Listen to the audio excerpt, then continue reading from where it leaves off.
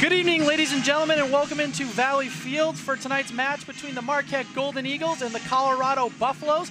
I'm John Hand. Joining me alongside is Jenny Fisher for tonight's action. It's a beautiful night for soccer. Rained the past couple of days, but the skies have cleared up, and it's a little windy, but I think we'll be able to deal. And tonight's top storyline heading into the match is Marquette will have Carrie Madden back in the lineup. The prolific offensive scorer will hopefully make a difference for Marquette. Jenny, what does she add to the lineup tonight? How is she able to make a difference? Well, John, Coach Marcus Roders talked to us before the game, and he was saying that Madden's presence just entirely changes the game, and in fact, it changed their starting lineup. She will now be at center mid, and she's really brought that kind of scoring intensity and been a creator for this Marquette team so far this year as the only player to find the back of the net with the ball for her 2 goals. Scoring has been a problem for Marquette so far this season. Part of the reason they haven't found a win yet on the season. On the other side of the field, scoring has been no problem for Colorado as they rank 8th in the nations in goals per game with 3.2 goals per game. So it's going to be a lot of pressure on the Marquette defense as Colorado comes in with a high-scoring offense. But, Jenny, how is Marquette able to get their first win tonight? What do they need to do? They need to stop the Buffaloes' barrage of shots. You've been waiting all night to say that. Oh, my goodness, and it's only been 5 minutes. Maddie Henry will need to keep that team at bay. They are used to scoring fast and scoring quickly. They score in bunches as well, so as long as Marquette can stop them from getting that sort of momentum going, they will be able to hopefully come out on top. This is a tough defensive team too, John. You mentioned a few minutes ago some lineup changes for Marquette tonight. Maddie Monticello is out with an injury, so that means that Riley Bouguet is going to be back playing defense at center back. Not her usual position, but she has some experience playing defense. She played defense for the Philippines national team in the 2018 AFC Women's Asia Cup and World Cup qualifying for the Philippines. So bringing some international experience here to Marquette and Valley Fields as we get set to start this match. Colorado will start with the ball. Sarah Kisner in the circle, along with Jessie Lauren.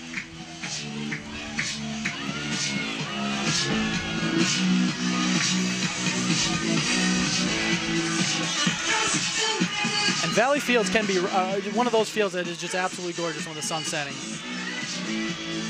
And we're off. Colorado quickly pressing the ball. Marquette regains possession. Marquette's head coach Marcus Roders in his 23rd season with the Golden Eagles. His opponent for tonight, Danny Sanchez, in his 7th season with Colorado. And Danny Sanchez does have a Big East connection, John. He was a member of the 1989 Connecticut Old Big East. The real Big men's East, soccer right? team. Some may put it that way. Some might. But hey, the Big East is a pretty good conference now, and Marquette trying to straighten things out in their non-conference schedule before they head over to conference play. Marquette has things in their 3rd right now. John, you talk about the Big East, and Marquette has been a team that's been able to assemble an identity before they get to conference play, but what a hefty schedule they've had. Coker works it into the box. Hess tries to head it.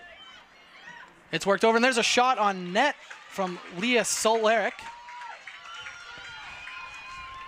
Soleric, the senior from Illinois.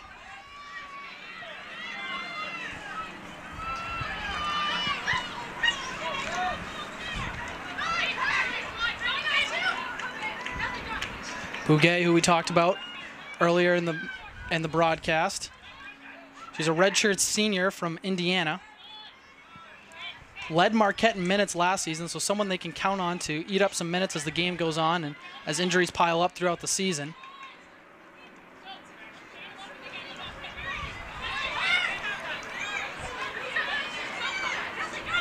They work it to Madden, getting some early touches on it.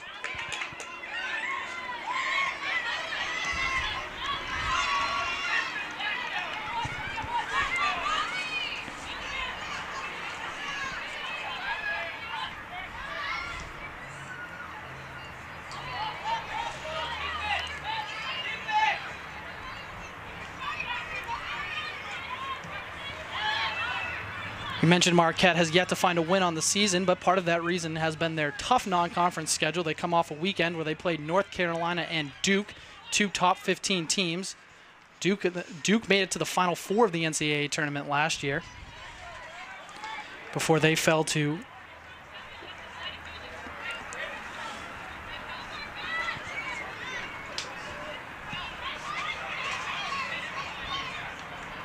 John, you mentioned Duke and UNC.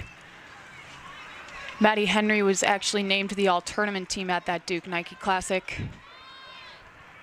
She was able to put up 15 saves amongst the 2 games over the weekend. Marquette giving up 6 goals over the weekend, falling to Duke 2-0, and then falling to North Carolina 4-0. So she saw a lot of action for sure. John, we talk about shot output.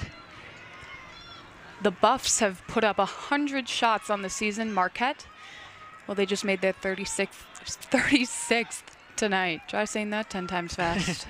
Not gonna. Here comes a set piece for Colorado, a chance here, something Marcus Roders has been trying to, said his team has sort of fallen apart at times with set pieces. Just a few yards outside the box. It's headed out by Marquette. Katie Coker got the head on that. Marquette quickly pushing the other way, but Colorado will regain possession.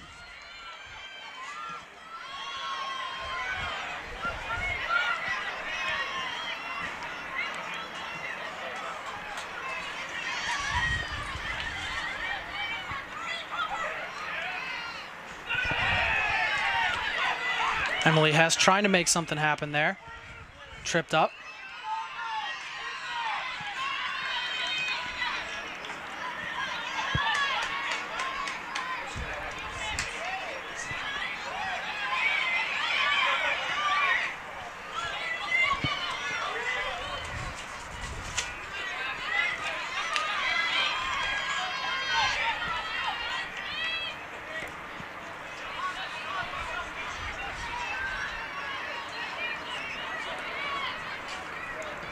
And John, it's just interesting to even see this Colorado team sort of slowing things down and setting them up, yet they have been able to score so quickly in these games.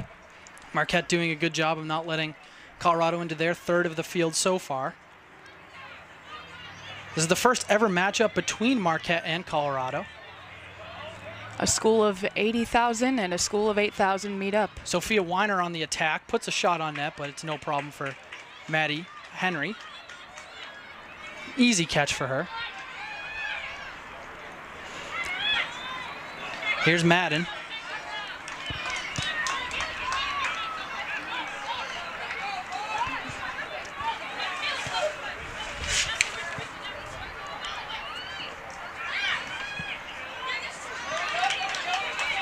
Miscommunication from Marquette. Turnover. Colorado will now have their own throw-in.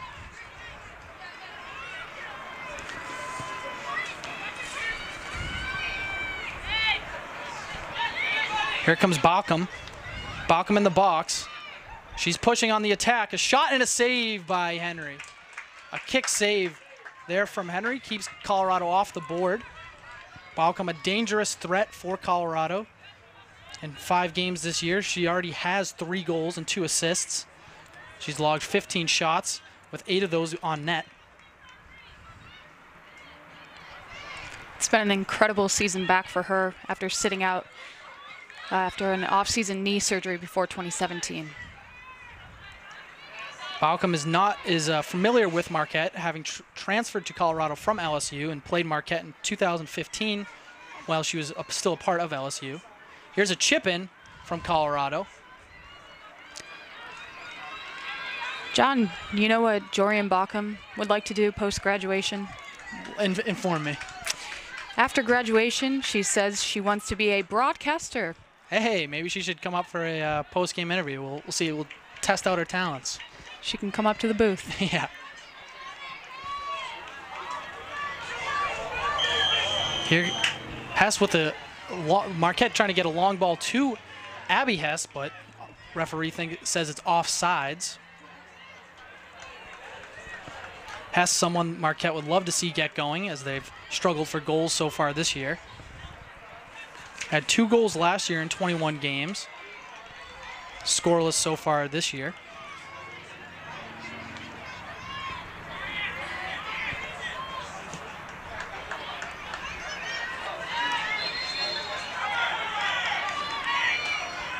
Off-ball foul.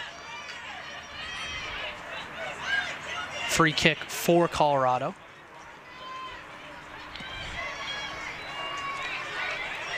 Sarah Kinsner going to take it for Colorado.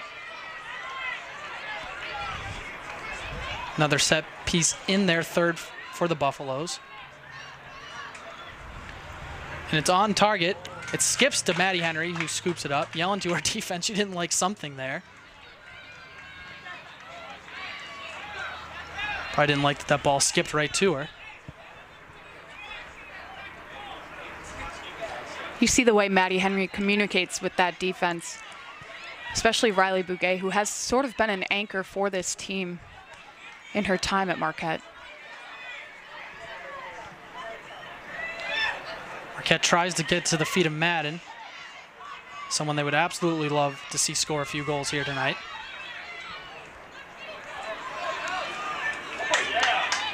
Good tackle by Madden, gets Marquette its possession.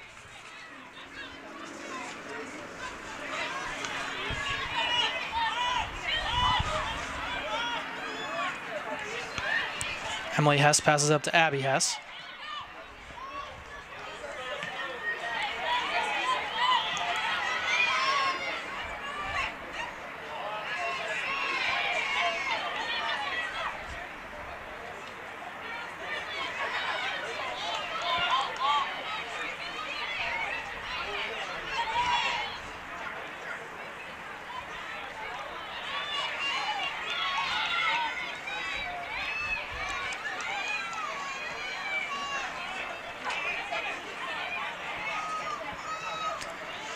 John, that's one of those instances where Marquette just wants to stop play, be able to chip that ball out, solidify their defense, reset, and refocus.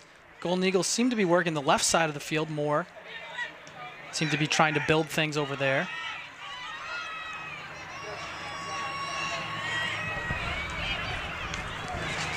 Jalen Tompkins, the goalie for Colorado. She splits time with Scout Watson, the other goalkeeper for the Buffaloes. So far on the year, Tompkins has, in 4 games, has a 91% save.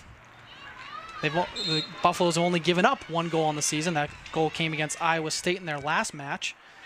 And John, they started out that season with 4 shutouts. That's a pretty impressive stat right there. Could you imagine? A lot of offense and not a lot of goals being scored on them. Definitely.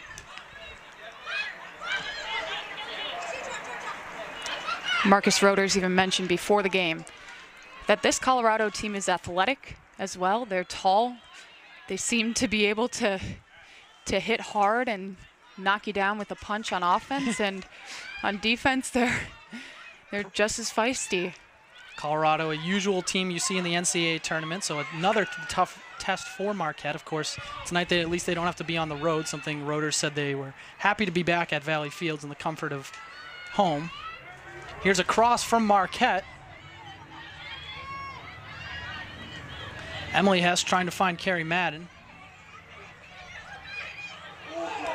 A beautiful kick. Katie Coker trying to get something going. But Colorado quickly goes back on the attack.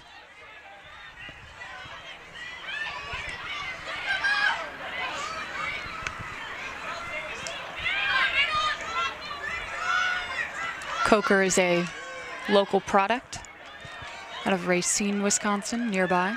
Emily Grock with the shot on net, and it's saved by Henry. Henry been put to the test early, has 3 saves in the 34th minute already. You know what, John? I thought this game was sort of going Marquette's way with that first shot. That was a huge first shot to get for them, to have the first shot of the game, and now Colorado is getting into the swing of things. Colorado has racked up 4 shots so far in the evening. Marquette's lone shot is the one Jenny just talked about coming in the beginning of the match.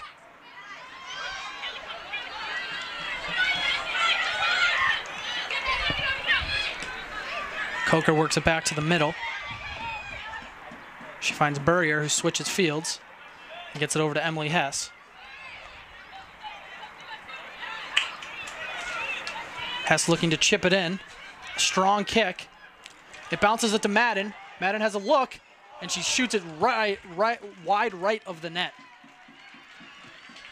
Visit the concession stand on the east side of Valley Fields. With hot dogs, bratwurst, Pepsi products, and even healthy options like pretzels and hummus, a stop at the concession stand is a must. For a solid opportunity there for Marquette Valley. and Carrie Madden. That's the concession stand on the And east John, side Carrie Madden is of looking Valley to become the Fields. first player to lead Marquette in points over a 3-season span, since Megan Kelly did so over her 4 seasons, 2010 to 2013. That would be quite the feat. She could also lead the team in goals for 3 seasons in a row.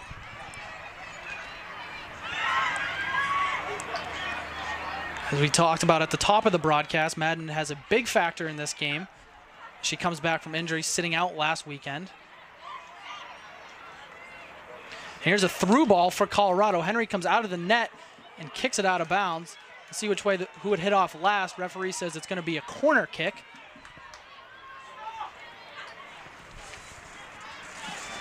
Corner kick, Colorado.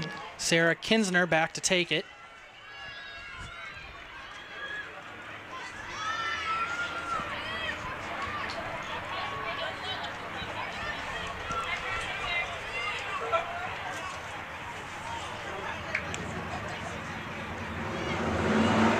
It lands on top of the net, so no threat for the Golden Eagles. Good news for Marquette.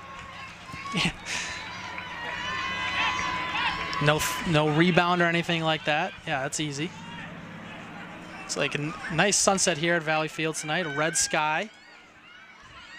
Red sky at night. Sailor. How does that saying go? Sailor's delight or something like that? I don't know, John. Should brush up on your cultural references. Maybe you just know weird ones. I mean, that's part of it.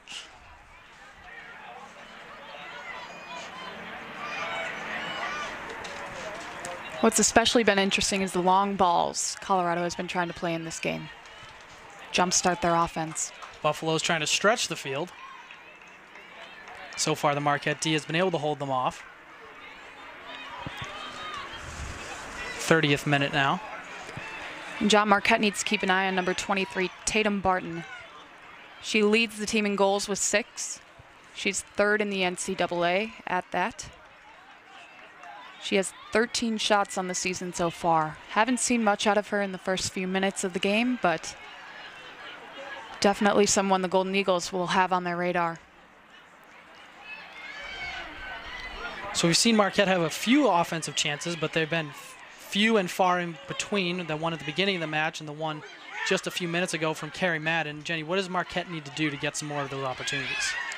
Well, especially, you mentioned Carrie Madden. She had that, it was almost an open look shot. They need to create more opportunities for their scorers like that. Coker bringing it to the middle of the field. Finds Wetherill.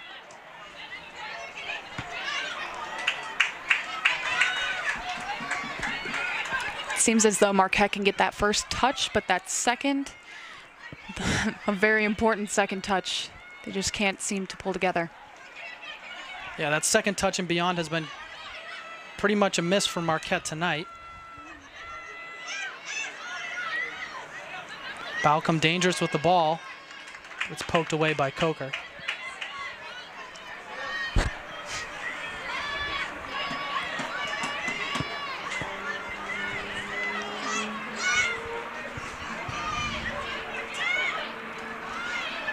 Balcom makes a move to come in.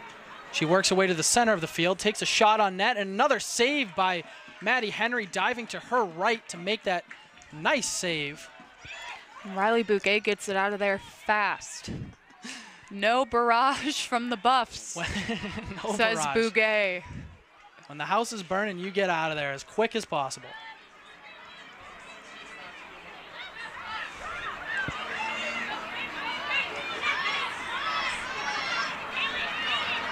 Talk about fancy footwork when it comes to Balcom. She is able to create for herself, find those gaps. Agnes hits it away, quickly goes back on the attack for the Buffaloes. Finds Balcom in the middle, who gets it back to Agnes, and it's poked away by Yeager. A nice defensive play there by Brianna Yeager. She has been another fixture for this Marquette team. Plays nearly all 90 minutes.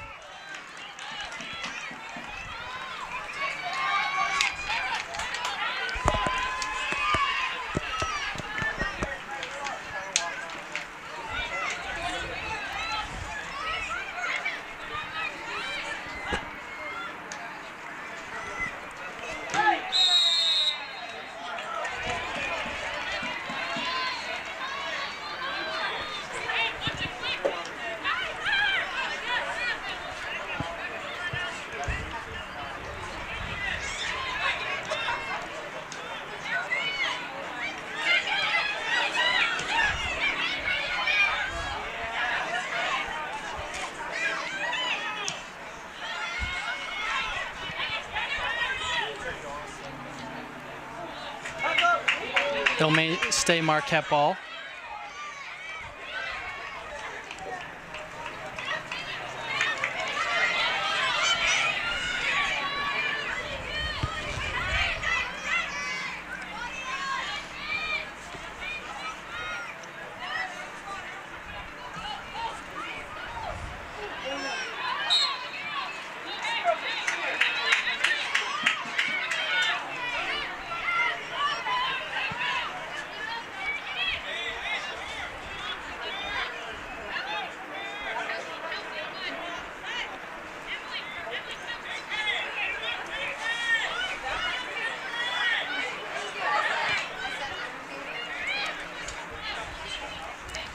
Marquette stacking deep into their third, wants a big kick from Yeager. They get it. It's a head from Hess, but that would have been a perfect opportunity for Madden. She loves to run away with it, to get that last touch, that breakaway. And here's a play into the box for Sprecher. Sprecher unable to get to it, and it trickles out of bounds. Tonight's match is brought to you in part by the Milwaukee area Pizza Hut locations. No one out-pizzas the Hut.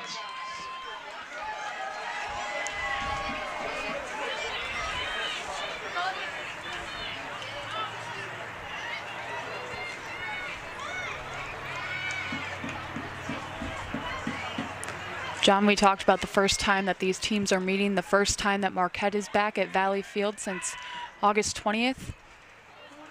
Marquette. It's Colorado's first regular season away contest here in Milwaukee. Here comes Hess. Arguing for it to be out on Colorado, but referee disagrees. It's almost tip-off time, and you won't want to miss any of the 2018-19 Marquette basketball season. Join us for the first year in the new Fiserv form as Steve Wojciechowski leads the Golden Eagles up against the rest of the Big East Conference. Call 414-288-GO-MU or head to GoMarquette.com and click on the tickets heading for more information.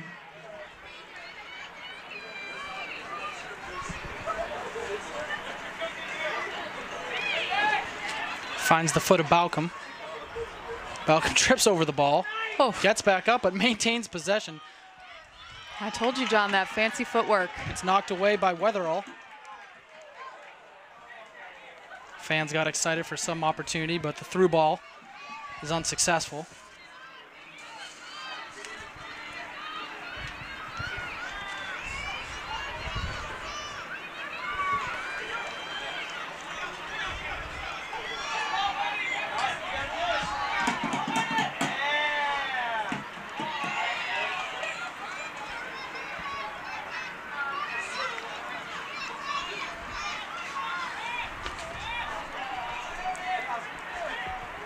Another stop by Yeager, who clears it out.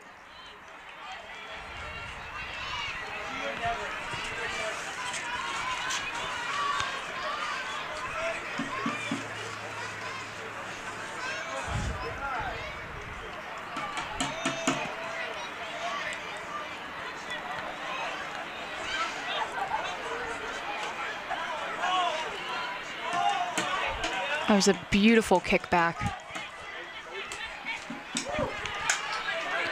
Coming from Abby Hess. There's another ball into the Marquette box, but it's scooped up by Maddie Henry. Too close for comfort. Henry waiting for everyone to get settled before she puts it back into play. You see the way Henry commands that defense. She has played nearly every minute of every game over the last 2 seasons in the net for Marquette.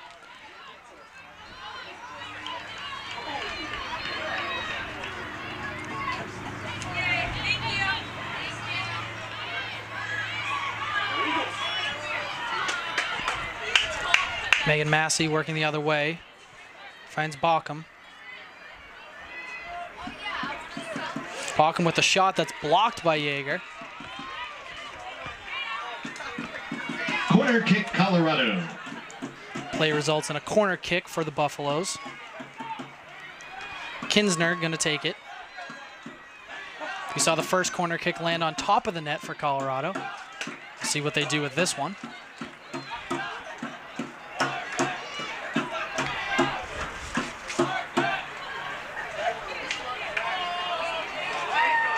Weatherall clears it out. And there's a player down. We've got stoppage on the clock. It's like one Buffalo is slow to get up.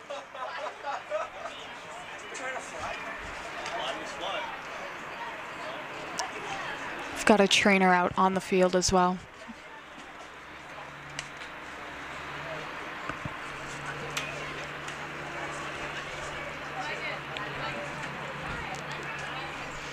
Seemed as though there was just sort of a scrum of players, so to speak. Looks like it's Kaylee Webb, the freshman midfielder. She's being helped off right now.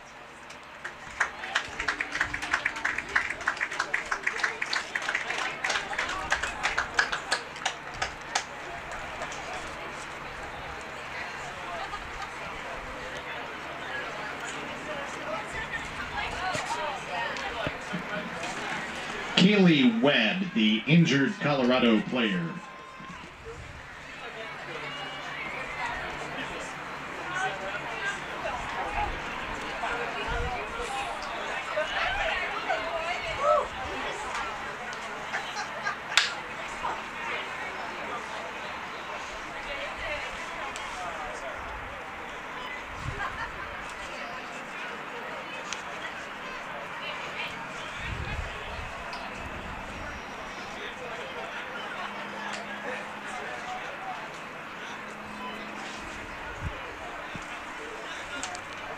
Play set to play, just about to resume.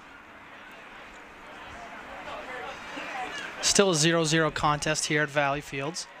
Marquette holding their own just about for the first half so far. Replaces Webb for Colorado. Shani Kingsbury is going to be coming in for Colorado to replace Webb. She's a freshman forward for Colorado. In 2018, she's played in 3 games, tallied 1 shot. She's one of the few underclassmen when it comes to playing time for Colorado. They have a slew of transfers from Texas Tech, LSU, Virginia, among others. A strong core group of seniors and juniors.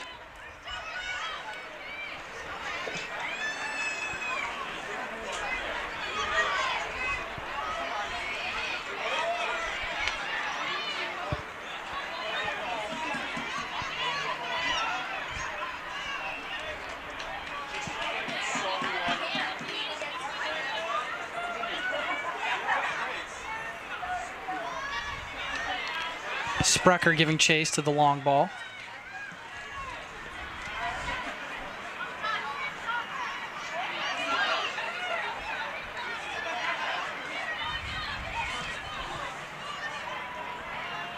Hess tries to lay it off there to Madden. Colorado turns it around rapidly. Try to play it in, but Bouguet's all over it. Tatum Barton has been looking for opportunities like that. Support Marquette soccer. Freaky fresh and freaky fast. Jimmy John's sandwiches are better, fresher, and a whole lot faster. Order online at jimmyjohns.com. And John, before the game, Coach Marcus Roders also said that Marquette is focusing on the little things. Getting 1 good touch, 2 good touch. Trying to build up to produce a bigger and better product. Trying to build those good sequences, and that comes with keeping composure on the ball, something else he talked about before the game. And he's had great opportunities to do it with the strength of this non-conference schedule. Colorado, of course, has a tough conference schedule and conference opponents, and #1 ranked Stanford of the Pac-12. Always a powerhouse. Pac-12 definitely not easy to play in.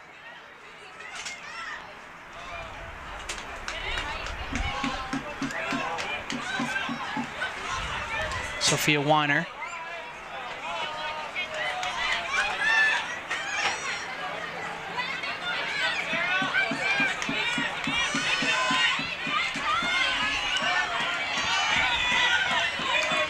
Madden brings it up for Marquette. Plays it off. She broke right away. Tried to get the give and go with Sprecher, but there's no. There was give, but no go. Bockham. Looking for the same give and go.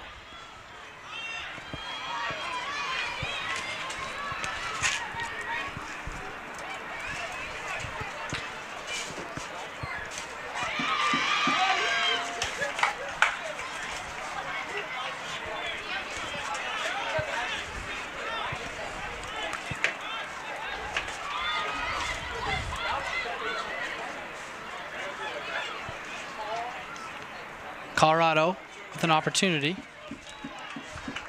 Bounces wide of the net.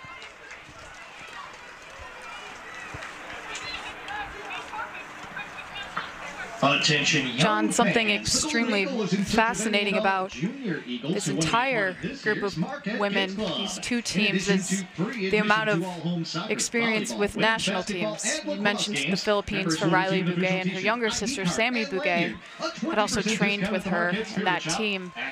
There are women on both sides who have been able to play with U19, U20 women's national team here in the U.S. as well. Pretty cool to be in college and getting international college experience, or international soccer experience while in college, I should say. High stakes soccer. There's nothing better than international soccer, watching the World Cup, Women's World Cup coming up next summer. Exactly. Finally, the USA will have a team in the World Cup. Great World Cup this past summer. One of the most exciting World Cups.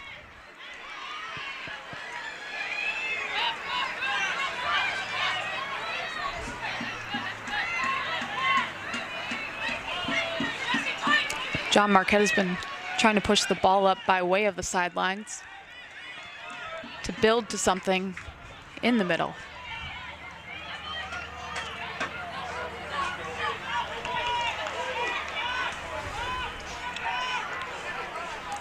'29th minute, still 0-0. Colorado has really been up on Marquette. Here comes Emily Grock.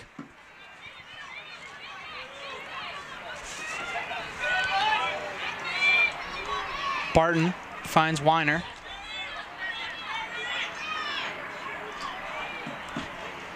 Massey tries to get it to Balcom, unable to do so.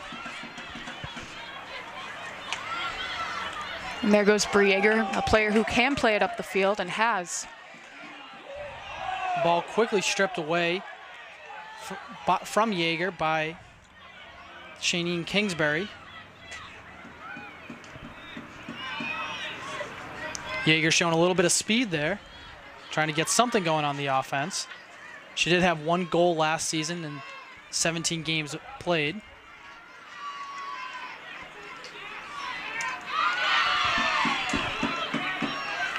And John, she's had 4 shots so far this year.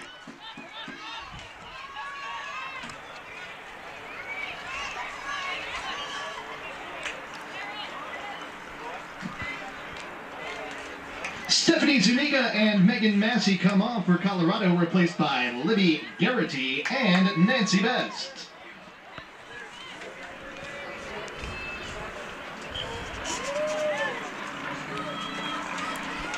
John, Nancy Best has made her debut in this Marquette, Colorado game. She's got quite the Wisconsin connection. Inform me. Her grandfather, Dominic Vero, played tight end for the Green Bay Packers back in 34-35. Packers celebrating their 100-year anniversary. Colorado, Marty Pukitapo replacing Tatum Barton. And in for Marquette, Jamie Cute replacing Leah Soleric. Jamie Cute checking in for the Golden Eagles.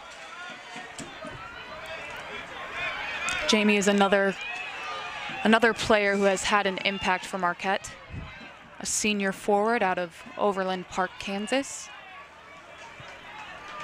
She actually served an internship this summer back in Kansas City, a communications and marketing internship at Sporting KC.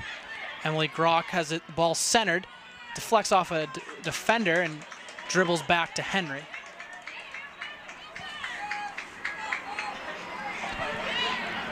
Henry has stayed busy all night, 7 saves already on the night. And she's come out of the box for some of those too, John. She's had to do it all for Marquette. Jalen Tompkins, her counterpart, has only had to make 1 save on the night so far. Colorado registering 9 shots. To Marquette's 2. Not the difference you want if you're Marquette. Long cross there from Wetherill, but no one's there to receive it.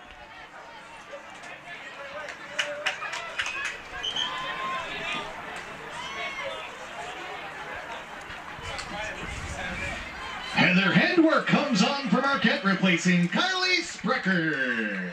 Heather Handwork checking in for Kylie Sprecher. Before Coker takes the throw-in.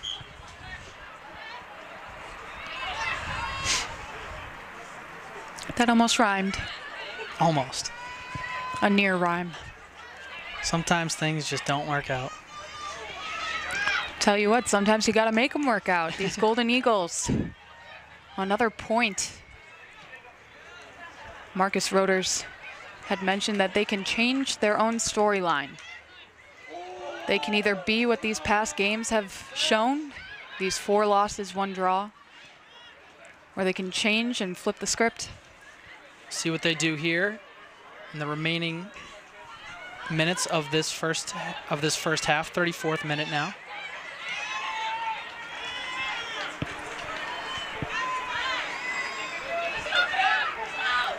Weiner showing some speed. Maintains possession through a few Marquette defenders. Crosses it in.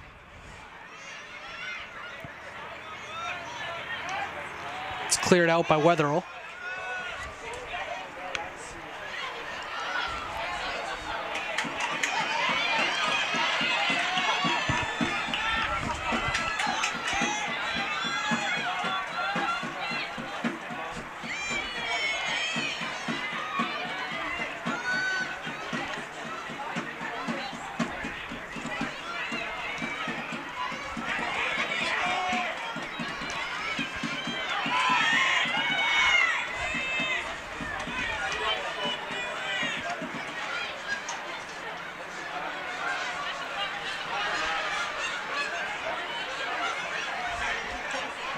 Talked just a moment ago about Maddie Henry and her saves. Has made a career-high 9 saves in a game. She has a chance to break that record tonight. So we still have a little bit of action here in the first half and plenty of action coming in the second half.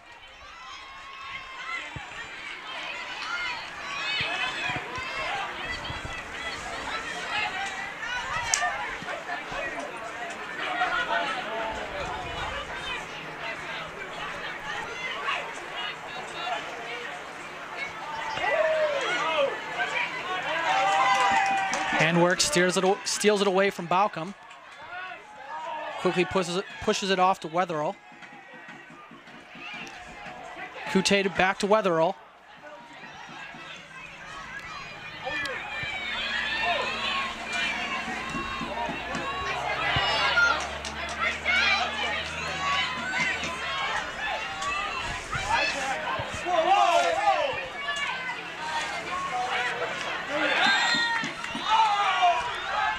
Referee signals a foul on Bouguet. So it'll be a Colorado free kick.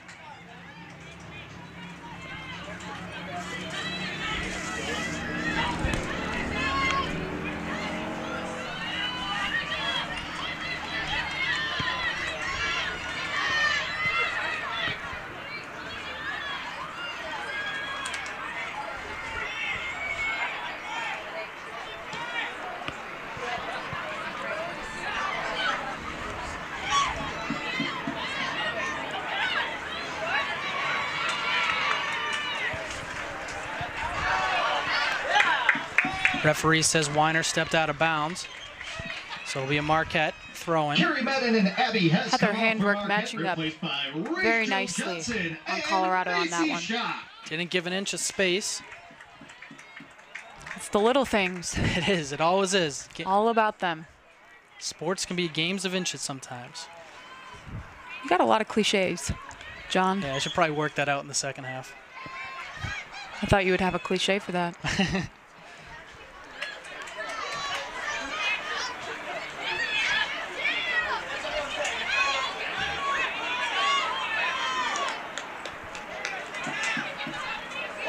Nice move by Bouguet to maintain possession.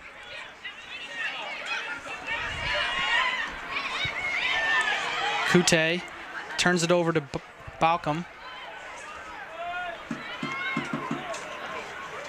Balcom tries to play it to the middle,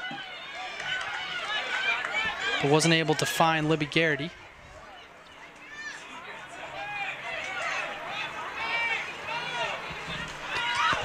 John, so far Marquette has held off the Buffaloes from scoring a goal, something that that team is not used to in the first half.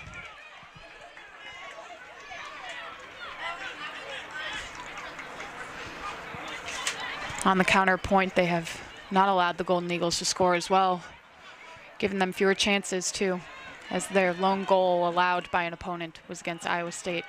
Handwork gets it to the middle.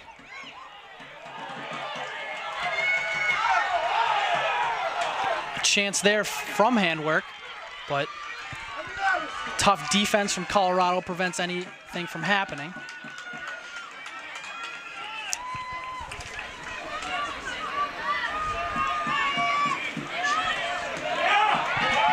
Koger with the steal, gets it to Kute quickly.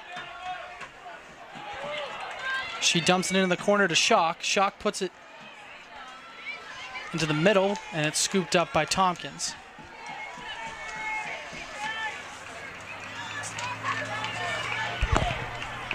Tompkins is a goalie who can especially keep her head in the game, as she's a psych major, John. And Talk about cliches. No, that's a pun, John. Yeah. Come on. Or a bad joke. However you want to look at it. Bad joke or not, her grades are not. She's a 4.0 student, one of Colorado's 26 student athletes that maintained a 4.0 GPA for the 2017 calendar year. So Colorado can score and they can get good grades in the classroom, an all-around team. Hey, Marquette too. True. They've got both sides, very respectable world-class educations and women's soccer programs, of course. Talk about the success of the Marquette program. In Marcus Roeder's 23 seasons, 22 of those his teams have been at least above 500. Pretty incredible to think about how long he's been here and how much success he has had. A handful of NCAA appearances, 13 total, the last coming in 2016. Colorado, another postseason team, as they had made it into the NCAA tournament just last season.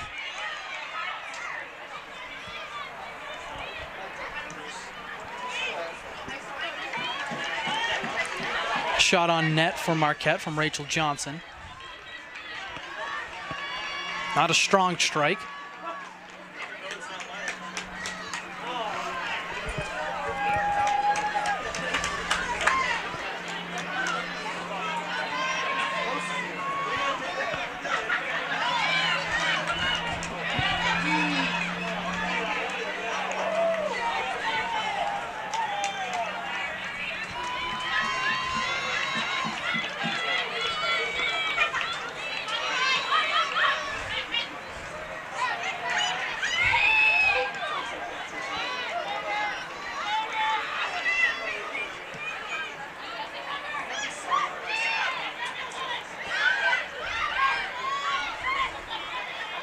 Handwork, using some footwork to try to get away. You didn't like that one? Oh, goodness.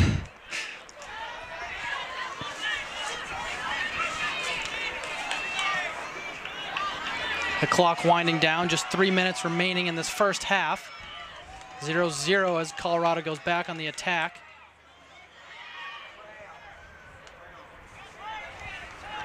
That was Kingsbury who dumped it in.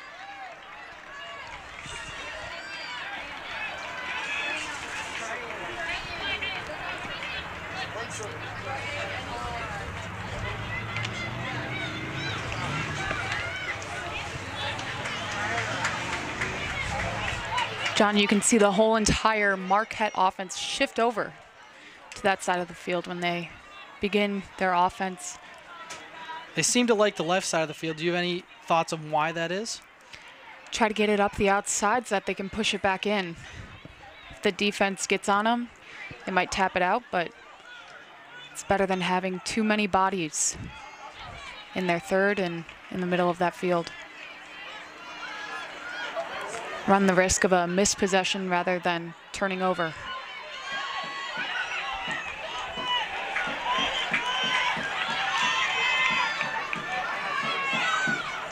Coker gets to Handwork in the middle.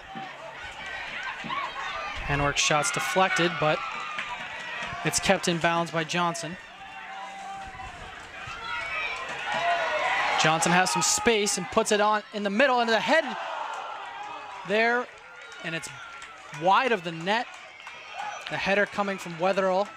And Johnson juked her defender on that one, John. A nice move from Johnson to get some space. It's moves like that that will carry Marquette beyond that first touch and into that finishing aspect of the game that they just can't seem to progress upon. Wetherill had a good look on net with that header, but shot goes wide.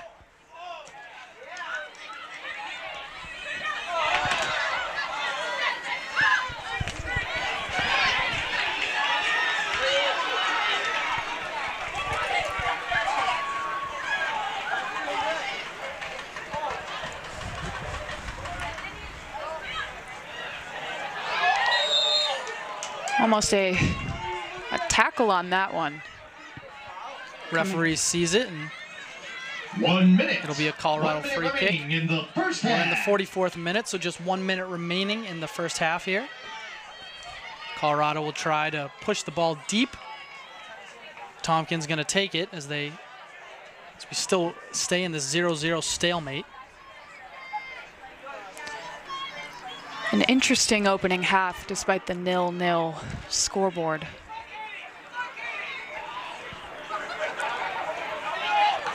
.30 seconds.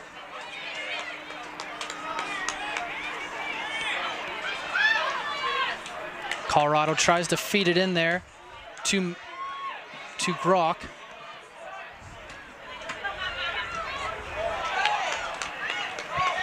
Shot is deflected off, it looks like Bouguet, who's down right now. 10 seconds remaining in the half. 7, 6, 5, 4. Ball bounces into Colorado zone as the seconds tick off the clock. Halftime. Was Bouguet. She looks like a little shaken up, but she's walking on her own power, so not too worried. So it's 0-0 here at the end of the first half. Jenny, what are your thoughts about the first half? You said you saw some interesting things from the Golden Eagles. What did you like? What didn't you like? Well, especially the way the Golden Eagles were able to keep them scoreless for those first 45 minutes. I think that's an impressive feat in itself, as the Buffs are a team that attack and continue to come at you like that. It shows in their shot output. 10 shots to Marquette's 6, shots on goal 6, and they have 2 corners to Marquette's 0. So they've definitely been getting there on offense, but Marquette has still been able to withhold them on defense.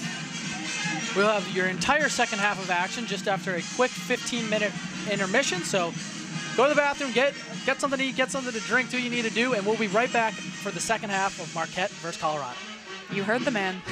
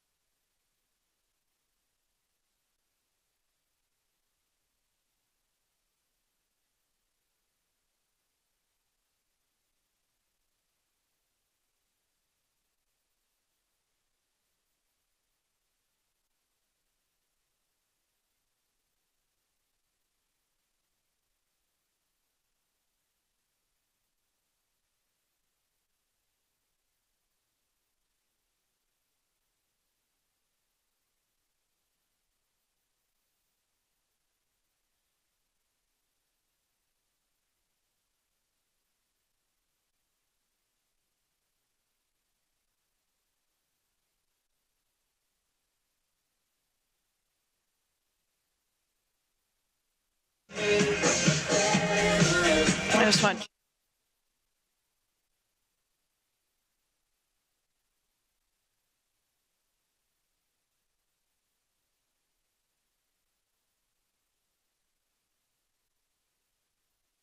Seconds. And on camera.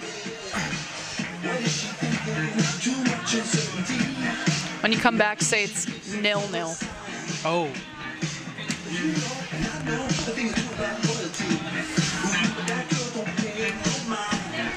Welcome back to Valley Field.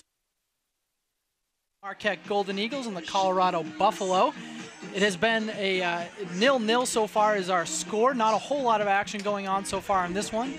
So in the second half, Jenny, I got to ask you, what intangibles does Marquette need to turn this game around for them? Well, intangibly, they need to come with. That's what. Yes, it might be a new word, and I'm a journalism major. No, but they need to come out with that little bit of focus and hunger to be able to get past what they haven't been able to do. I'm talking about shot production. I'm talking about that second touch, that important piece that they just can't seem to find. And part of that is finding the back of the net. Absolutely. We'll see what they can do here in the second half as Marquette retakes the field. In that first half, you just talked about shot production. Marquette was outshot 10-6 by Colorado. So Colorado definitely had more opportunities on net. Colorado also held the advantage in set pieces. What kind of advantage do you think Marquette could have if they're able to put together a few set pieces here in the second half? Oh, that's almost exactly what they need here, John. And what I think is even more important is, although Colorado has not scored, and that's unlike them and very uncharacteristic, they are on pace shot-wise. 10 shots in that opening half, and they average 20 a game. And so if Marquette can cut down their shot production from that side, hopefully they'll be able to get a couple of their own. Colorado came into this game ranked 8th nationally with 3.2 goals per game, an offense that can score a lot. You just mentioned they average 20 shots per game, so expect more shots here in the second half. Marquette has struggled getting shots on goal and getting goals in general. Carrie Madden, who's back in the lineup tonight for Marquette, has Marquette's only 2 goals so far in the season. We'll see if she can get something going here in the second half. Marquette is going to start with the ball. And they look like they're pretty juiced up, and that's a good intangible. Got to look for the little things, right? Exactly. Hey, half of it is in your head. It's all about the mindset, the mentality. They got sports psychologists nowadays, John. Yeah. Come for the soccer, stay for the sports psychology. You can just ask Jalen Tompkins.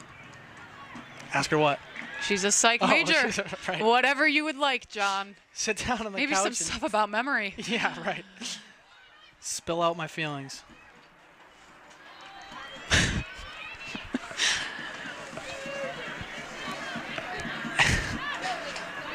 An early throw-in for Colorado here, deep in their own zone.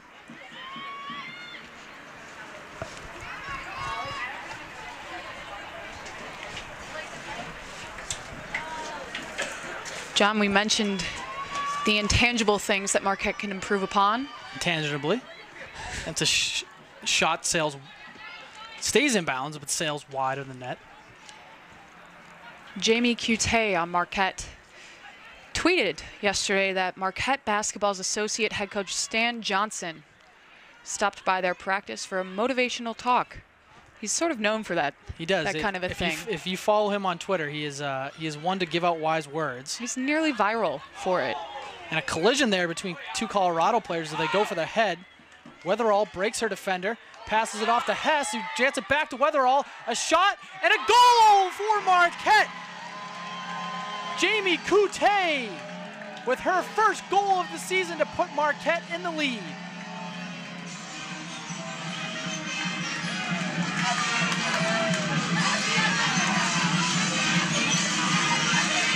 It's that final touch, John. They made that extra pass in a very important span of yardage. Well, it looked like it was the give and go there from Hess and Weatherall that really set that up. What did you like about that give and go sequence? It was just exactly as someone would have drawn it up. You want to ping it and be able to get it directly to that player while she's in that forward motion, able to get to the goal, and lucky for Marquette, the goalie was unable to react. So Marquette gets their first goal since the Michigan game. as they lead now 1-0. That's an important goal, John. Just 2 minutes in here into the second half. It's the first player other than Carrie Madden who has now scored for the Golden Eagles. Jamie Coute had 1 goal and 2 assists last year. She has her first goal this season in the 47th minute. The assists coming from Wetherell and Hess.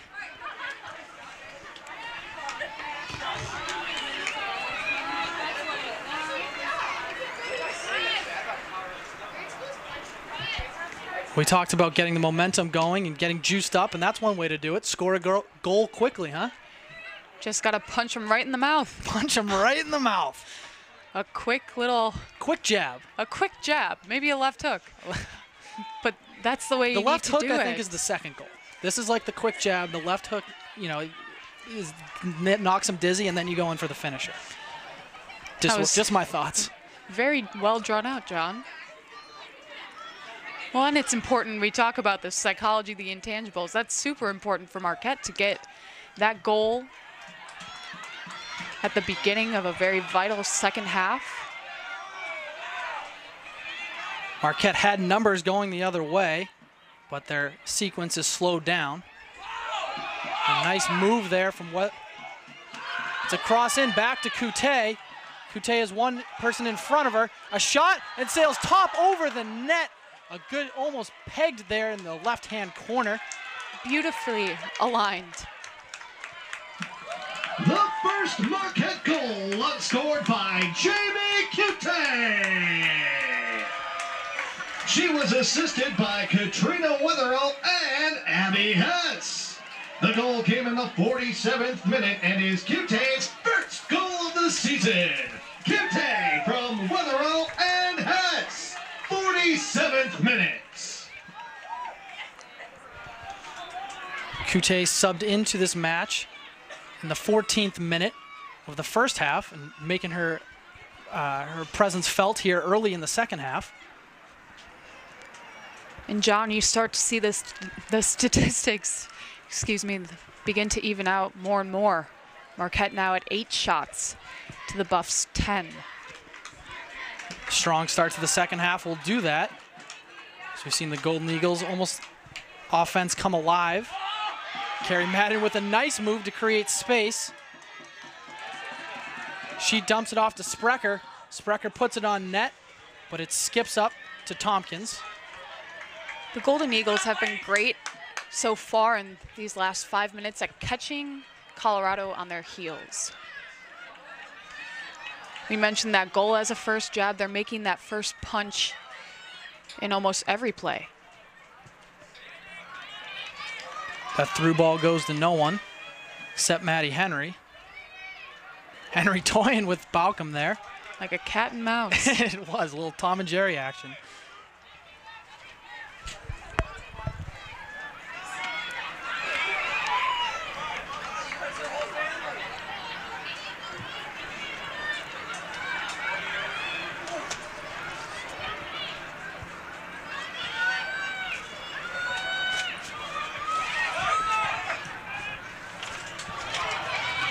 Baucom trying to play it into Barton.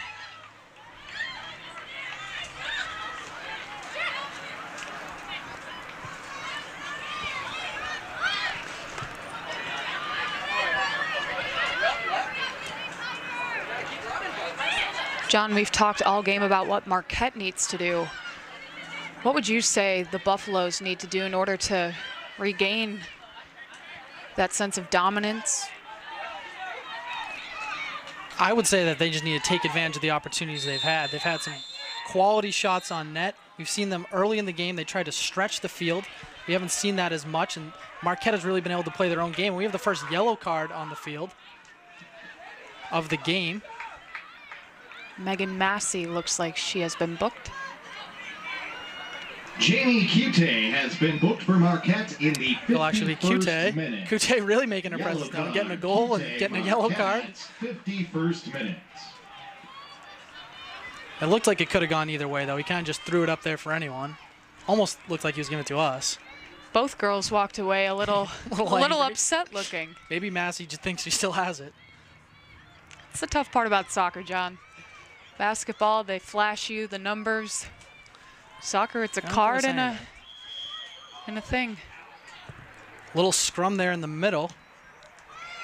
Colorado trying to break free. Ball isn't cleared out by Marquette. Shot here by Colorado sails over the net. That was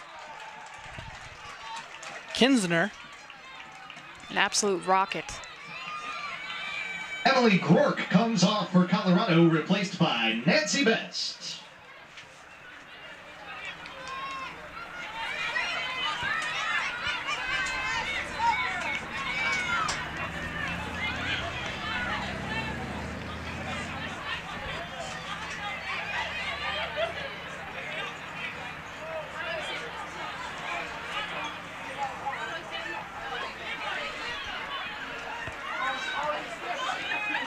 Here's Massey.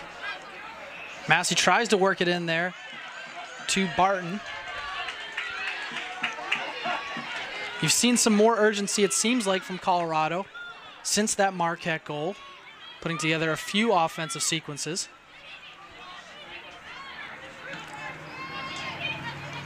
Haven't registered a shot on goal, although that strike from Kinsner was an absolute rocket, as you mentioned. Colorado back on the attack.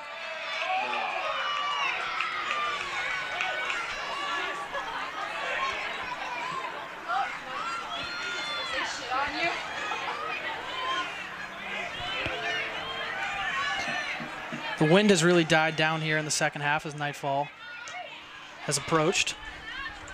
Gets a little chilly down here in the valley. It can. I'm sure these players that will take the chill over the heat. At a men's soccer game earlier, about 2 weeks ago, and I was sweating through my shirt in the broadcast booth. I can't imagine how it was like on the field. All we needed was a temperature, John, but that works too. I give you the visual.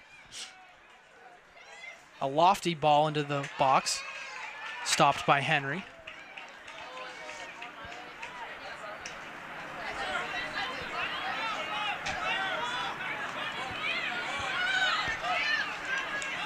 Henry has truly been asked a lot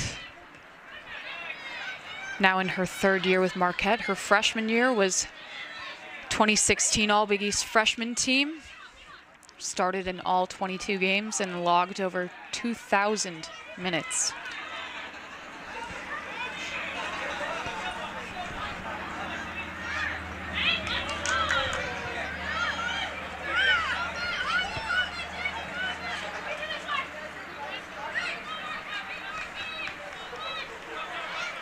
Ball back to Henry. Balcom applying some pressure. Henry has to get rid of it quickly, so it'll be a throw-in for Colorado. Forced her into a situation she did not want. Weiner taking the throw-in. Plays it quickly into Barton.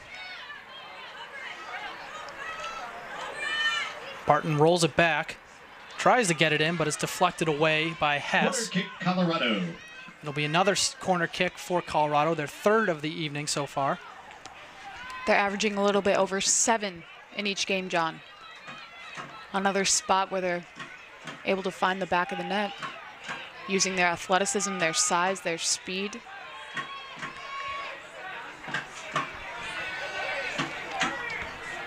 Nancy Best getting in the thick of it. Henry stops it, though.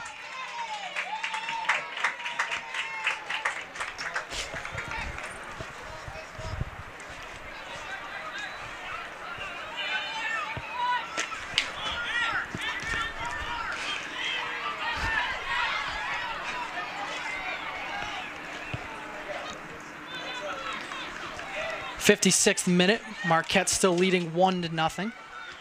Head coach Marcus Roders must be at least slightly pleased with his Golden Eagles going up 1-0. Look at him on the bench. He's pretty animated right now, working those hands. Hey, you gotta be. Yeah, it's not over till it's over, right? He's done this for 23 years. Cliche. I said I wasn't going to do any cliches in the second half, and there was one. He's been at the helm of Marquette for the last 23 seasons. He's made 3 Sweet 16s, earned 10 Big East regular season titles, 4 Big East tourney crowns. Really, you've seen the transformation of Marquette athletics and the campus as a whole. It seems like there's construction on every block. Hess dumping it in to Abby Hess. No relation there, both literally and figuratively. Emily Hess again.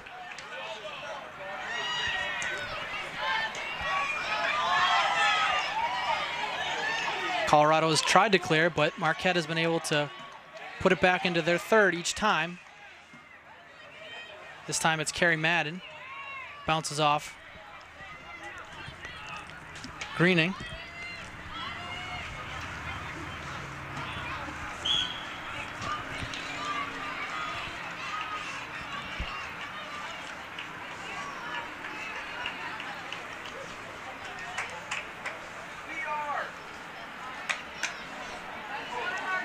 John, a couple of Colorado fans are in the stands tonight. I noticed that at halftime I was walking down there. A strong contingent of Colorado fans made the trip out to Milwaukee. Sporting the gold and black. Wouldn't necessarily think they would have a strong road following, considering there's a little bit of a hike to get here, but they've got some faithful fans. And there's plenty to do in Milwaukee. It's still nice. The weather's still nice right now. I would say if they were Harley riders, but that was last weekend, so. Still got my leather jacket on tonight, John. Just because the 115th weekend has ended. You're already counting down to the 120th. Oh, exactly. Count me in. Massey plays it to the middle as they try to chip it into Burton.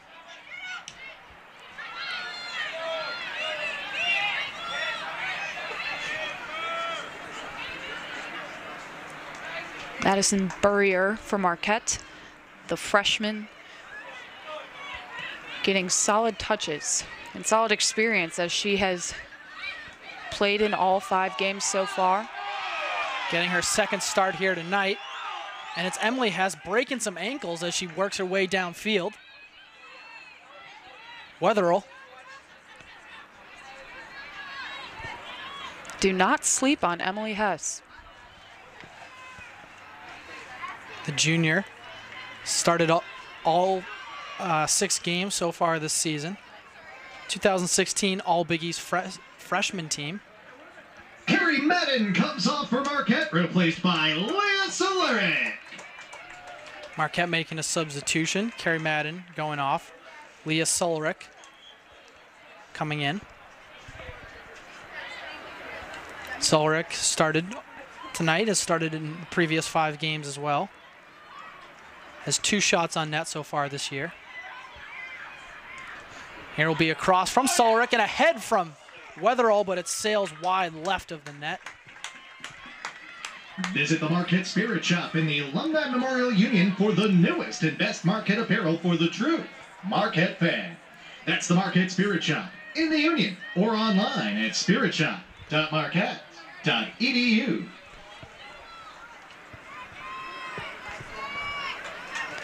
John, we mentioned injury has been affecting the Marquette Golden Eagles. Maddie Monticello out tonight, the sophomore out of Chicago, Illinois. She had assisted both of Madden's goals at Michigan back in August.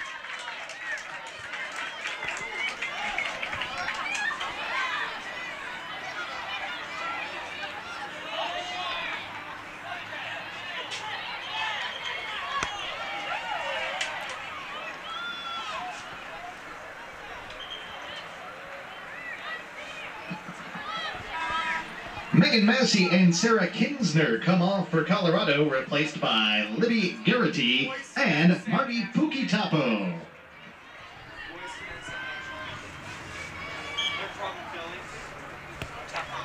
Marty Pukitapu comes into the game, the sophomore forward for the Buffs out of Auckland, New Zealand.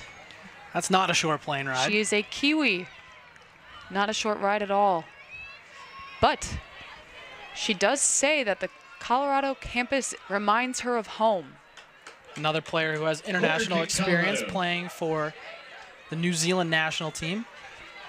So we get set for another set piece for Colorado. Going to be their 5th corner kick of the night. Marquette has yet to have a corner kick of their own. The ball from Kinsner goes in there. Henry came out of the net, but it looked like Jaeger was able to head it away. Marquette clears it out. Kute gives chase to the ball, trying to get around her defender.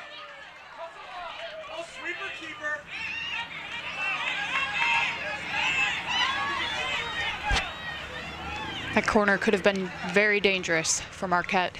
Henry was pretty deep out of the net, but completely able to survive what could have been a great shot and great goal.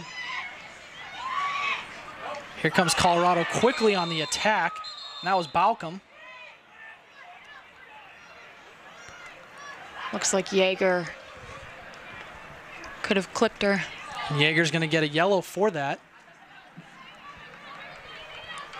Free Jaeger has been booked for Marquette in the 62nd minute.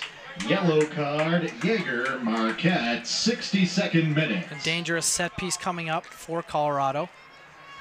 Marquette going with a long wall, trying to throw Kinsner off.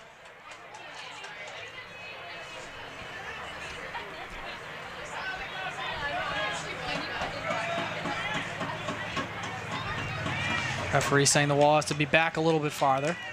And watch the way that Katie Coker matches up and stays on Libby Garrett for Colorado.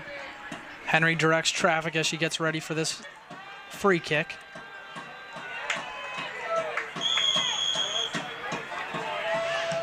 The strong kick from Kisner is saved by Henry. Corner kick, Colorado. Another amazing save from Maddie Henry as she dives to her left to knock it away. And John, the Marquette men's soccer team is in attendance, and they really loved that one. Well, that was one heck of a save from Henry. Showing off her athleticism once again tonight.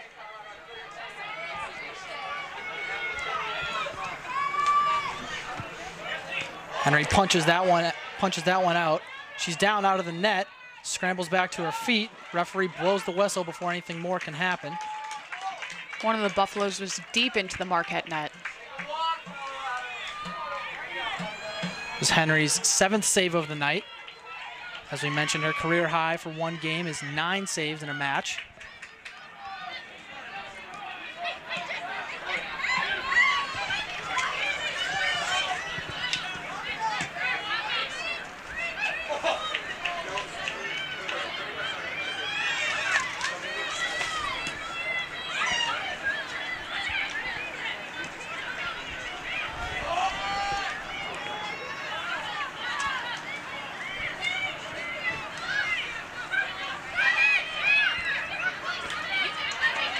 Weiner tries to get it going the other way, but it's poked away by Kute.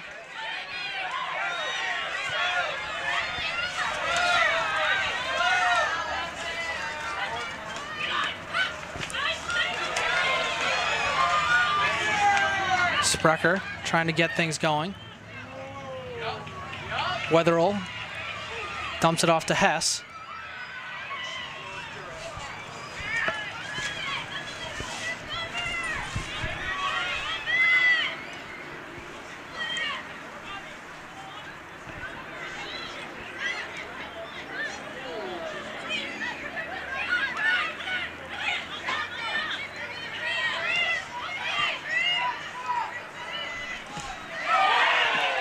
Kute with a nice defensive play to stop the Colorado.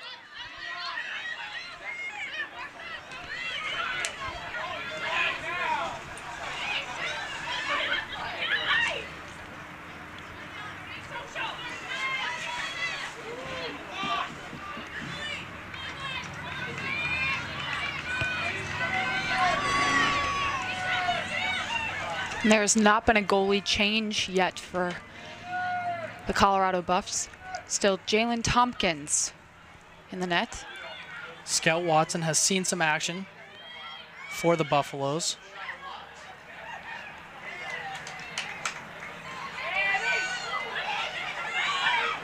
Colorado working the ball in their third. Weiner unable to hang on to it, so it as it dribbles out of bounds. Marquette dismantles the threat. Rachel Johnson comes on for Marquette, replacing Jamie Cute. Jamie Cute checking out for Rachel Johnson. Cute with the lone goal tonight. Talk about Rachel Johnson. She's a redshirt freshman that ended up redshirting after suffering a knee injury with 22 seconds remaining in a game against Drake on August 30th of last season. She's played in all 5 games so far for Marquette in 2018. Always sad to see injury ruin someone's season. But Johnson's, of course, back this season, so. Room to make up for it. Yeah, hopefully she's able to stay healthy for the remainder of this season, as Marquette's going to count on her. They already have so far this season, as she's logged 164 minutes coming into tonight. And a nice move from Emily Hess, and puts it on net. I told you, But the John, save by Tompkins. don't sleep on Emily Hess. That's the quote of the night. That's what we're going to Lock it down. live by. Put it in stone. Put it on a plaque. Hang it up. Don't sleep on Emily Hess. Jenny Fisher. Michael Scott. Oh, now we're doing Office references.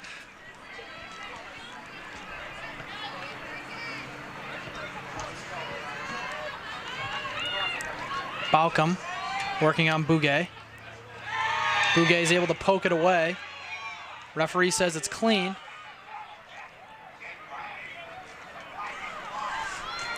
Another opportunity for Marquette as they come up the field. Sprecher gets it with room.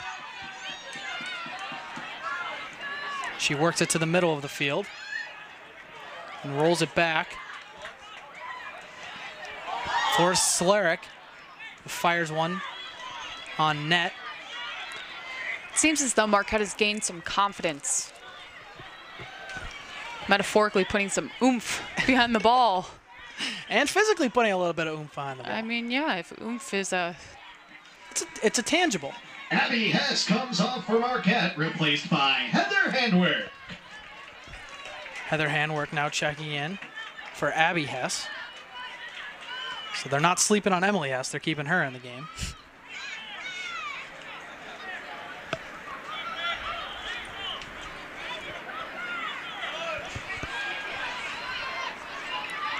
Wetherell gets around their first defender. Ball bounces back to her. She has a nice rollback and puts it on net, and it just goes to the left, hits the left siding of the net. And a good strike with plenty of oomph nationally ranked from Marquette Wetherell. men's soccer team will be back in action here at Valley Fields tomorrow night at 7:05 when they take on the Quakers of Penn. Call 414-288-GO-MU or head to GoMarquette.com to get tickets tonight. That's Marquette and the Penn Quakers. 7:05 tomorrow. 69th minute, Marquette still leading 1-0. They've evened up the shots, 13-14. It's an important part of this game when it comes to as offensively potent of a team as Colorado. Colorado only 4 shots so far in this half, opposed to the 10 they had last half. You ever been to Colorado, John? I have not. I haven't been east of Wisconsin or west of Centennial Wisconsin. State. Nice. It's a good fact. They have buffaloes there. Apparently. And a long ball. Henry is again coming out of the net, and the ball finds its way to the back of the net on the long kick from Tompkins. Referee blows his whistle. Looks like there might have been a foul on the play to negate the goal. Buffalo's very unhappy with this call. Referee's going to talk with the sideline judge to see what he thought as the captain runs over. Ackness trying to discuss with the referee, but they're not going to hear it right now as they have their own discussion. What did you see on that, Jenny? I think it's difficult to say. You get so many girls in such a tight space. Referee ends up ruling it a goal Henry had come out of the net as the ball then dribbled to the back of the net. Marquette wants the penalty, but Colorado's going to even this up here, 1-1. In the 69th minute. That's just the kind of goal that you cannot give up. In a game like this, when you're still searching for your first win, you get up 1-0 on a team like Colorado and then suffer a goal like that. I am sure that Marquette's bench is not happy, including Marcus Roders. It's uncharacteristic of Colorado to do a thing such as that.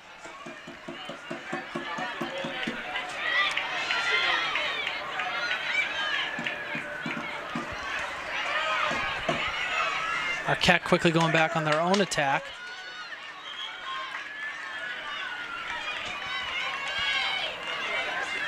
The goal is going to be accredited to Tompkins. How often do you see that? A goalie scoring a goal? Unfortunately for Marquette, not often. I'm assuming that's her first goal of her college career. We'll check that. Libby Garrity and Stephanie Zuniga come off for Colorado, replaced by Megan Massey and Sarah Kinsner.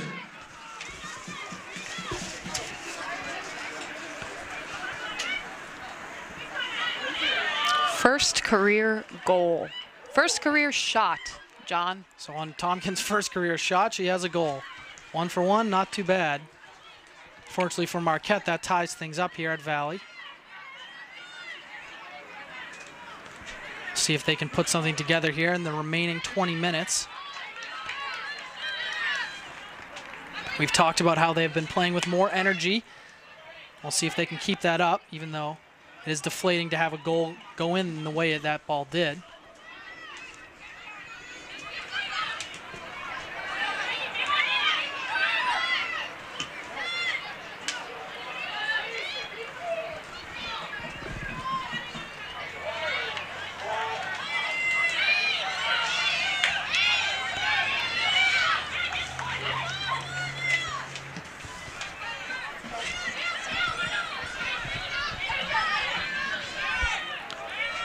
The first Colorado goal was an own goal that came in the 69th minute.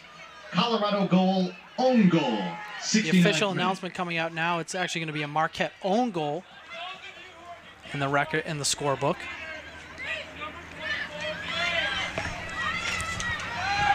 Weatherall dumps it into the left-hand corner.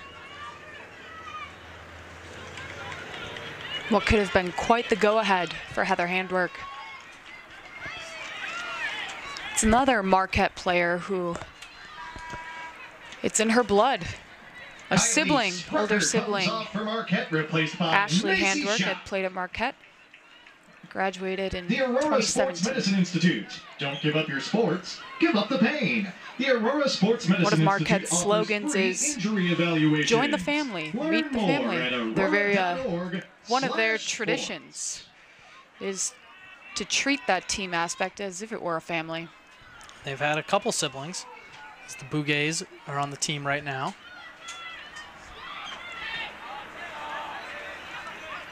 Always an interesting dynamic.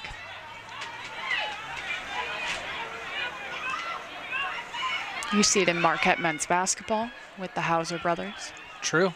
Marquette Athletics, just overall a family program, I guess. Marquette, a family school, True. if you ask me.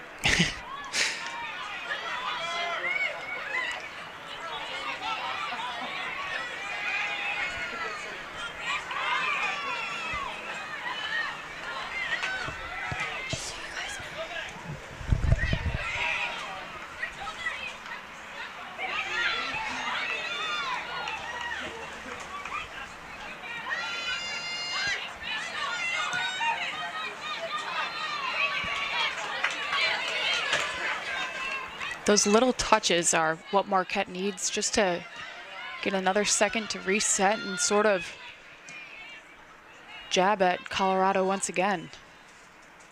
Get them out of their rhythm.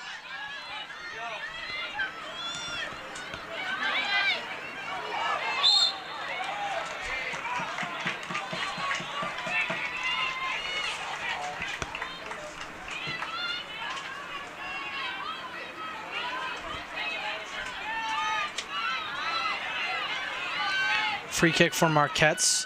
Suleric gonna take it. Bouguet comes in and actually takes it.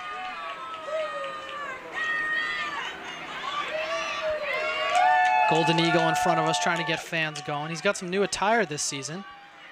Rocking some shorts and... He got a little thinner, John. I think he lost weight over the offseason. Some people do that over the summer. Others put it on.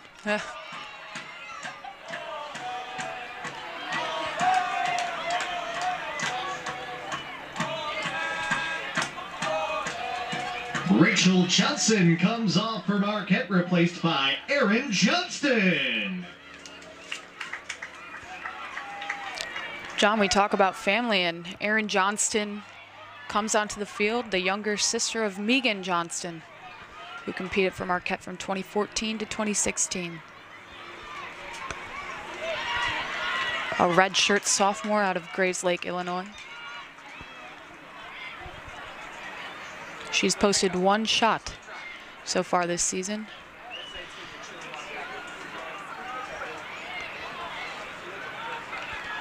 And speaking of shots, Marquette has kept up with Colorado in that aspect after the Buffs owned the tilt for most of that opening half. 15-13 the shot, still in favor of Colorado. Marquette tries to cross it in. Colorado quickly pushes it their way.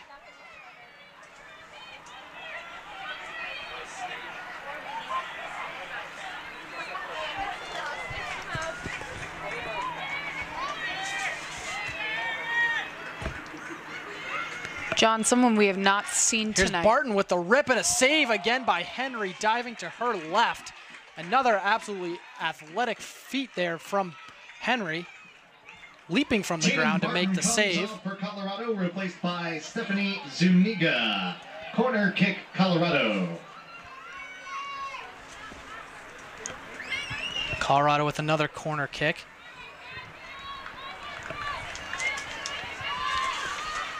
Zuniga gonna take it.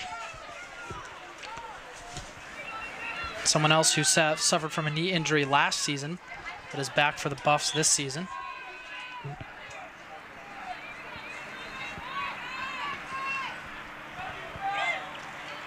Henry punches it and gets her own rebound.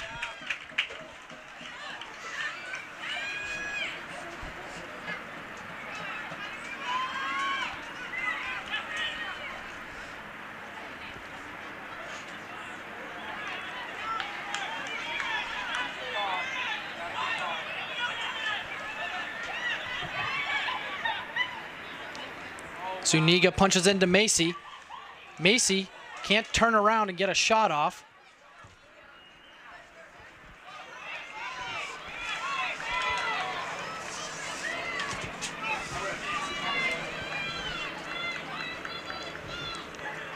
Baucom working on Coker.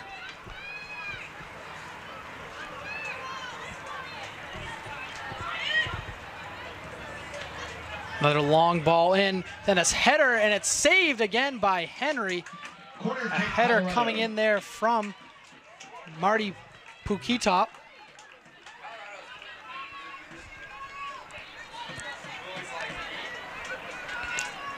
John, you can visibly see just how vocal Maddie Henry is. Even if you can't quite hear her, she wants to communicate to her teammates. She's been outstanding here tonight. The one goal Colorado has had wasn't necessarily her fault. Another long kick there from Zuniga as it hits the top of the net. Henry with 9 saves so far in the night. One shot producer we haven't seen for Colorado is number 22, Taylor Korniak, a junior out of Henderson, Nevada, who has been quite productive. She was the Pac-12 Freshman of the Year back in 2016. 2017, 7 goals, including 4 game winners. 2018, she has started and played in each game that they've had, but we have not seen her tonight, John.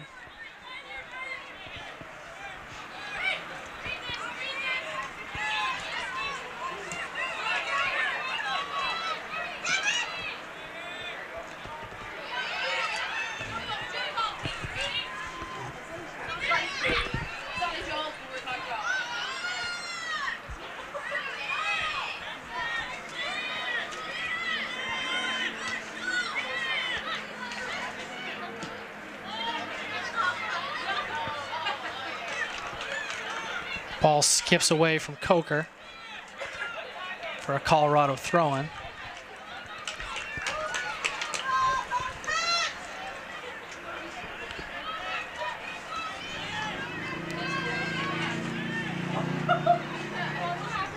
'79th minute now. Clock slowly ticking down as both teams try to get an advantage on the other one with the 1-1 score. We've seen both of these teams play each other very tightly throughout the match.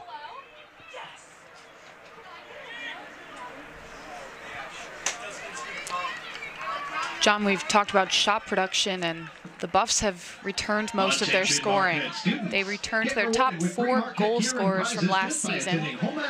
30 of the team's 31 goals scored in 2017 were scored by returners for 2018. Marquette has not had that luxury, has been rebuilding and figuring out their role and their identity that I touched on at the beginning of the match. Macy playing it into Balcom. Balcom tries to hit it off her head to get a shot, but Henry's there to stop anything before it happens.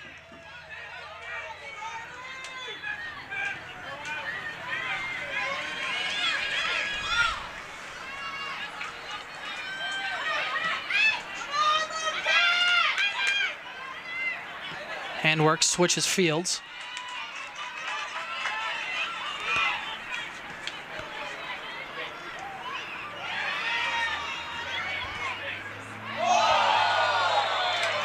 Referee signals a foul. Looks like that's on handwork.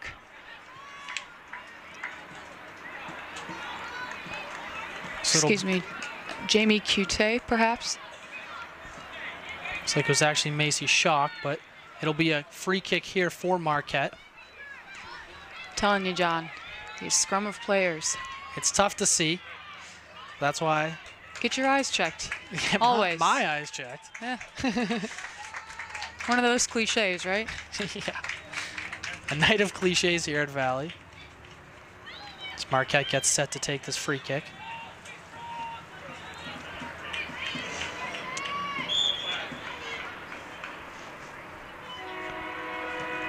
A strong strike from Weatherall, but it sails off to the right. Macy Schock, Heather Looks like Handwork, Marquette is going to bring in a group of reserves. Replaced by Abby Hess, Kylie Sprecher, and Carrie Madden. Their starters return to the field. Trying to get something going here in the 82nd minute. Always an interesting tactic. Do you put your starters back in full force after that goal is scored, the one that knotted us at 1-1, or put them in these final 10 minutes of play? Keep them on as long as you can, I suppose. Rotors trying to maximize production here.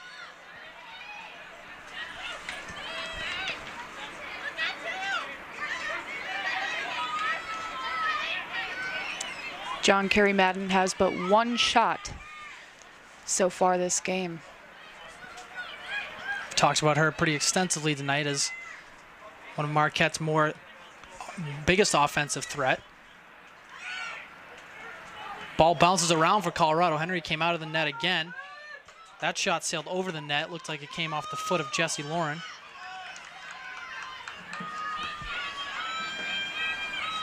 Marcus Roters and your Marquette women's soccer team will be back in action here at Valley Fields Friday, September 14th, when it takes on the Cougars of Brigham Young.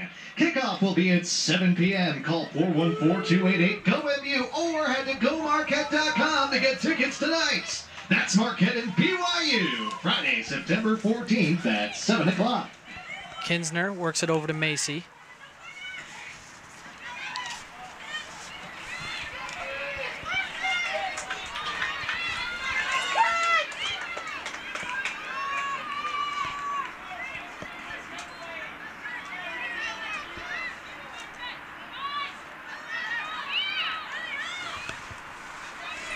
Barton jousting with Yeager. Looks like Yeager wins that one as it'll be a goal kick for Marquette. Marquette alumni can save even more on auto insurance. Visit geico.com/sports/Marquette to learn more. Again, that's geico.com/sports/Marquette. John, we talked about Maddie Henry being especially productive in the net. She has 11 saves on the night, her career high 15 that she set back against Illinois State. Weatherall gets it to Abby Hess, who trying to find Sprecher in the middle.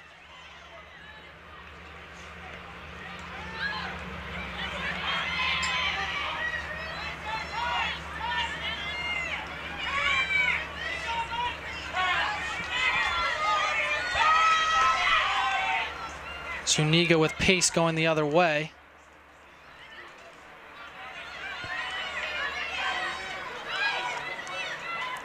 Zuniga plays it to Kinsner. Kinsner showing off some moves. Long ball into Macy. Macy heads it into the back of the net for Colorado's second goal of the night. And with 5 minutes left in the second half, Colorado takes a 2-1 lead in the 85th minute.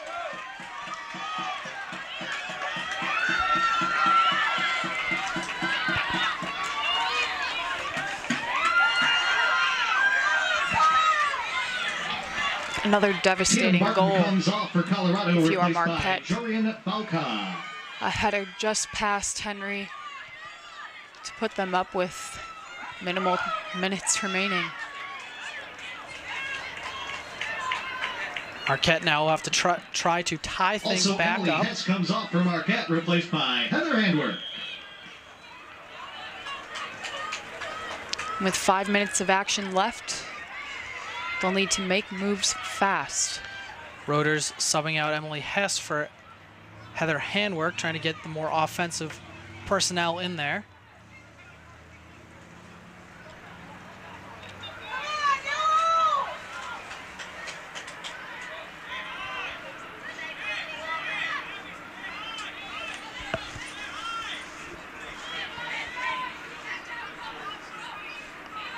Both Colorado and Marquette return to action on Sunday. Marquette taking on Drake in Des Moines, Iowa, while the Buffaloes head to East Lansing, Michigan. Here's another opportunity for Macy, but the ball skips away. She'll retain possession.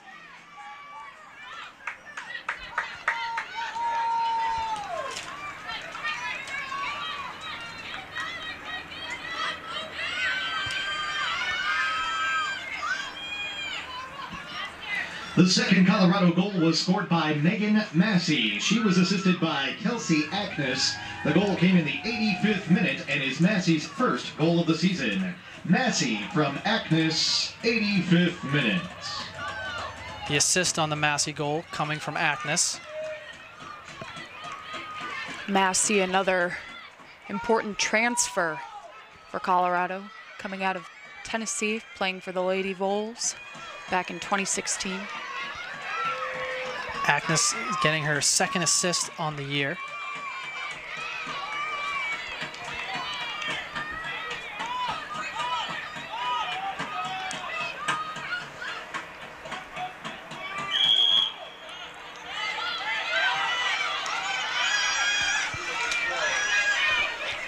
John, another hallmark of Marquette women's soccer is a vocal bench. They are always standing, they are always engaged.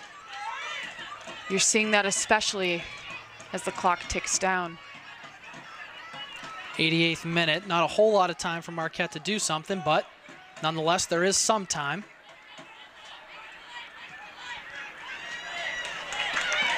Ball to Jaeger, a little long, but Jaeger's able to save it to keep it in play, gets it to Madden.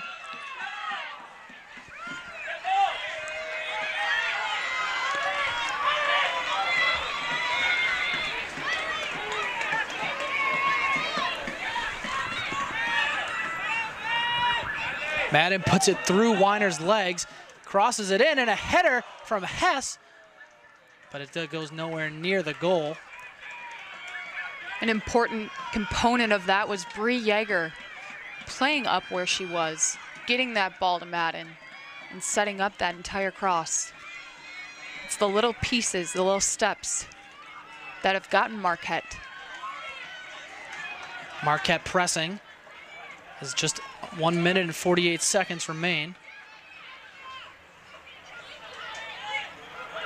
Seems like they might have a chance at walking away with at least a tie tonight, but that was quickly washed away by Megan Massey.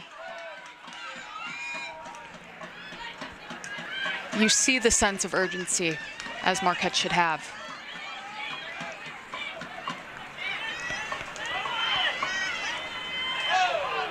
Madden tries the nutmeg, but is unsuccessful.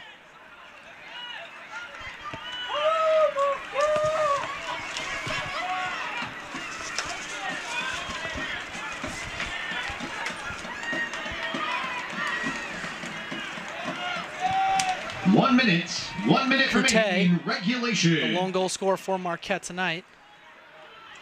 Yeah, sure.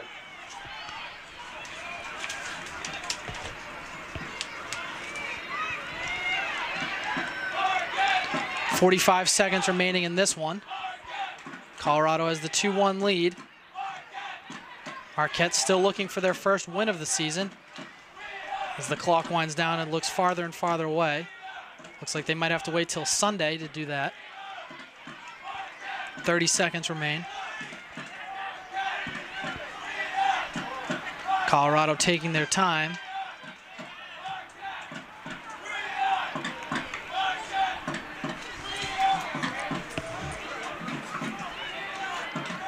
Ten, 10 seconds. 8, 7, 6, 5, 4, 3, 2, 1. Full time. And there's your horn. And your final here at Valley Fields is Colorado 2, Marquette 1. Golden Eagles still unable to get their first win of the season, while Colorado remains unbeaten on the season. Jenny, I don't know if you can lose a game much more worse than that Marquette just did.